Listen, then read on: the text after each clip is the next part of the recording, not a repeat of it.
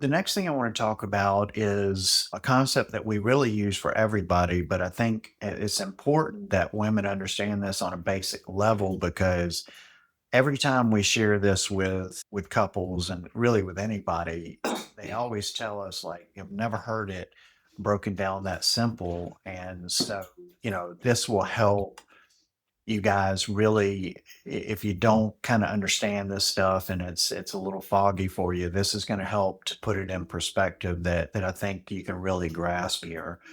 But what we like to do here at ClearPath is kind of build what we call your fiscal house as you enter into retirement.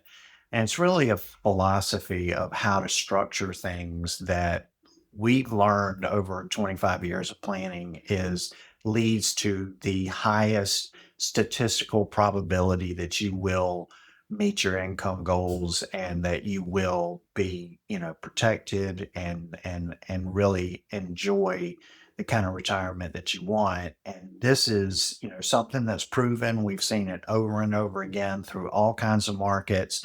It works. So let's talk about the fiscal house and how that works. So a house consists of three things mainly, right? And when you start to build a house, the first thing you want to build is your foundation. You build a strong foundation, and then after you're finished with the foundation, you build your walls. And then once your walls are up, you're going to build a really nice roof to cover everything, right? So that's the basic tenets of a really well built house. And when it comes to retirement planning, we're going to use that analogy, but let's talk about the foundation first. So when you talk about retirement planning and you're using the fiscal house analogy, the foundation would be what we call your safe money, right? So, Mitch, help us understand when it comes to safe money, what are we talking about here? Yeah. And it's so important to have a mix of all of these. And again, the foundation is the key to this, right? The foundation is the money that we know we could draw on if the markets are down, that we can trust, that we know isn't going to move much. So what does that look like? It usually looks like things like CDs, money markets accounts. Think of short-term bonds, think of treasuries, think of annuities, fixed index annuities. Think of things that aren't going to fluctuate much with the market. So we know, hey, if the market has a bad year, this is going to stay relatively stable. This is going to continue to help fund those years, and we could lean on the other assets to continue to grow. Yeah. Yeah. So it's very important that you have that foundation in place. Everyone needs safe money. Yep. We never know what's coming down the pipe with the markets. And so that safe money is critical, not only, financially speaking, but also psychologically, right? You need some safe money that is always going to be there. And that is very critical to your planning process.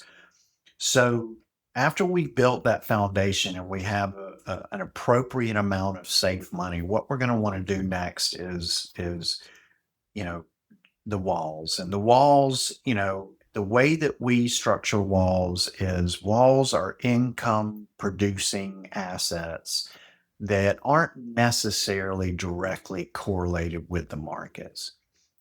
So, that could be, and again, how much money you have in the walls is very dependent on your income needs. So the percentages that you allocate to the walls and your foundation changes according to your income needs. But when we think of walls, we think of things like, dividend paying stocks. Those are typically companies like, utilities, things that, people need no matter what the economy's doing. I mean, you got to keep the lights on, right? You need energy, you need food, you need, those are those type of companies that are good old companies that have been around with strong balance sheets that are paying a really good dividend. And that's, one thing. The other thing would be, maybe some, high quality corporate bonds, companies like, Amazon, the big boys that are borrowing money and that are going to pay the money back with the interest, that they said they would. I mean, that there's very little risk involved in them defaulting on that. Um, we could talk about maybe rental properties where, if you have rental properties and the economy goes bad, more than likely you're going to keep getting your rent unless your tenant is really impacted and has to move out. But, those are the type of things that we're talking about, things that can produce income, and maybe aren't as impacted by a major swing in the market. And finally, you know, the roof is your opportunity for growth. What we hear time and time again, and especially from women when they come in and sit with us, is I need three things. Three things. I need you to protect what I have. I need you to grow it, and I need income, right? And this is how we achieve that. So the roof is going to be, your opportunity for growth, your opportunity to earn more than inflation, your opportunity to keep your buying power intact over long stretches of time. And when I think of growth, I think of stocks. Yeah. And, it could be different variations. It could be a mix of stocks. It could be, ETFs. It could be index funds. It could be, but when it comes all down to it, it's stocks. And, you have to have some exposure. You do. And, typically the mistake we see, especially from women, just statistically, not always, but they generally don't have enough in the roof, right? Women on average are more conservative in investing than men. And we see that they might not have too much in the roof. They're trying to hold on. We'll see a lot in the foundation, a lot in the walls. We'll see a lot in CDs and money markets and high yield savings. But it's very important, especially if you're considering you're probably going to have a longer retirement. It's very important to have some allocation in the roof. We need to be hitting those, when the S&P has those big years, we need to be involved in that. We can't just sit on the sideline of that every year. And that brings up the next big question that we get is like, hey, Stewart, Mitch, how much do we need in the roof? Right. Like, we get it all the time. So to really give you a rule of thumb there, and it's not the same for everyone, but let's give you a good rule of thumb here. We use something called the Prudent Investor Rule. And the Prudent Investor Rule works like this. You would take the number 100 and subtract your age. So if you're sitting with us and you're 60 and you're retiring, then, you would take 60 from 100, it will leave you 40. You should never have more than 40% of your assets in the roof. You should never have more than 40 exposed to real risk in stocks.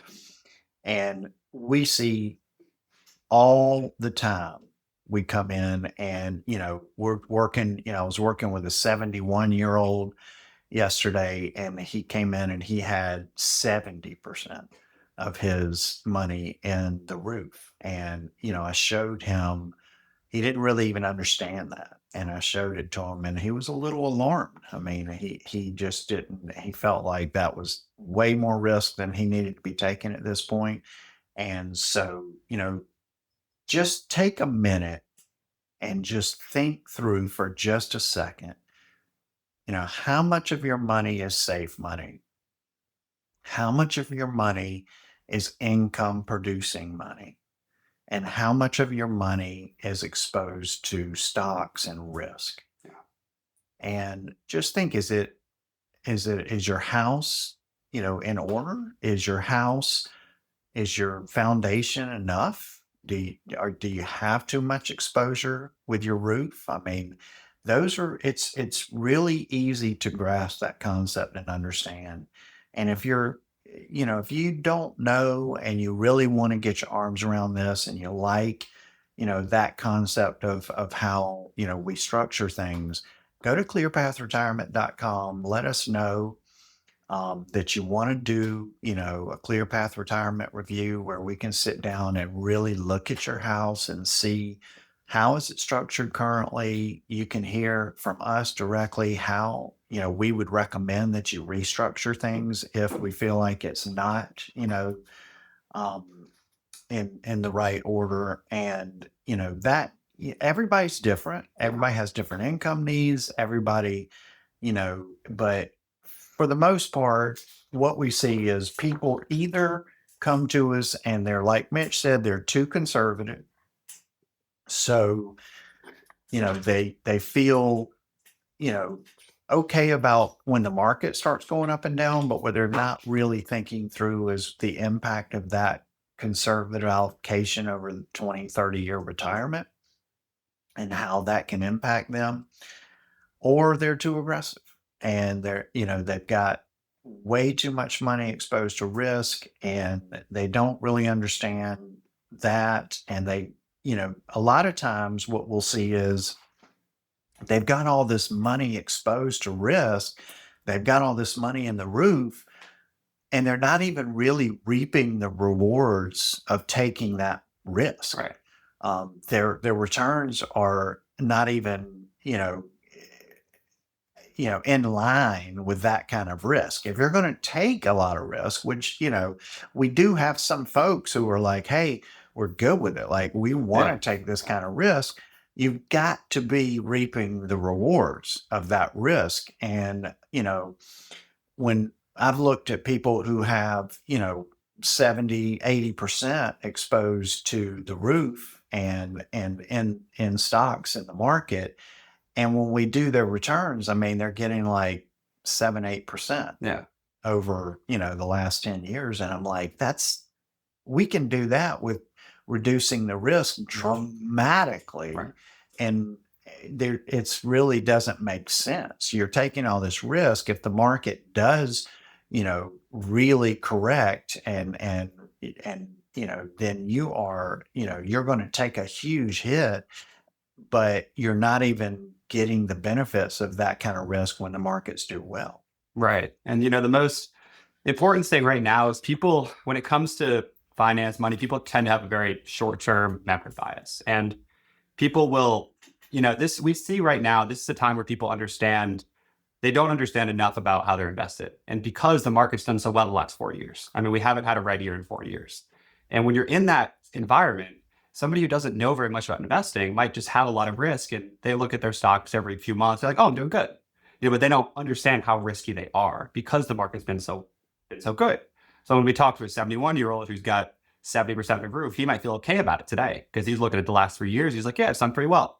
But what if we have another 2022? Or if we have another 2018 or 2008? Any of these bad years, and that's where people go, "Oh, wait, how's my house?" And that's why it's so important today. If you guys haven't looked at it in the last 2 years, like, in 2026, it's more important than ever to look at it because the market's been on a crazy run, and historically this just doesn't sustain. So we need to look at the long term.